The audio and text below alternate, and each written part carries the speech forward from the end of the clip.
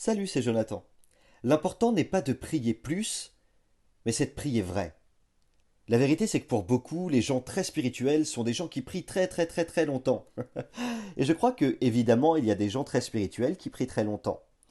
Mais l'important n'est pas le temps ou la performance que tu vas mettre dans les temps que tu vas accorder à la prière, mais plutôt la condition dans laquelle tu vas t'approcher de Dieu. Je crois que ça a beaucoup plus d'importance que la performance.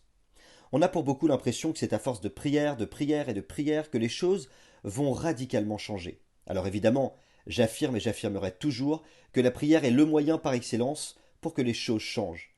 Mais la condition de la prière est bien plus importante que la prière elle-même.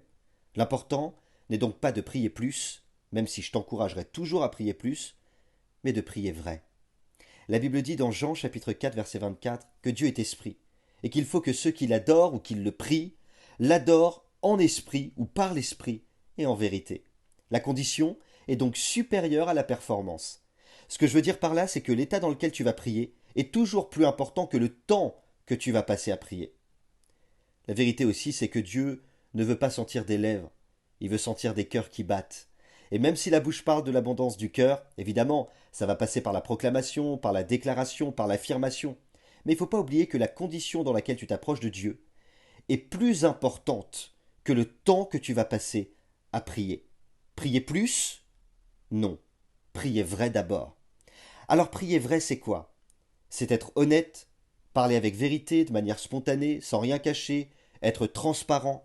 Il faut que tu donnes toute sa valeur à la prière. Or, la valeur de la prière, c'est prier avec un cœur pur et avec un cœur sincère.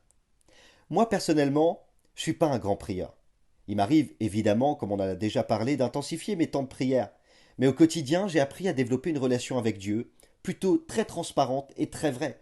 Je lui parle le matin quand je me lève, je lui parle en buvant mon café, je lui parle dans ma voiture, je lui parle dans mon travail. Il m'arrive même de lui parler dans ma tête lorsque des gens sont autour de moi. Alors c'est vrai, ma relation avec Dieu n'est pas basée sur la performance des temps que je passe avec lui, mais davantage sur la profondeur de l'état de mon cœur vis-à-vis de ma relation et de mes échanges avec mon Sauveur au quotidien.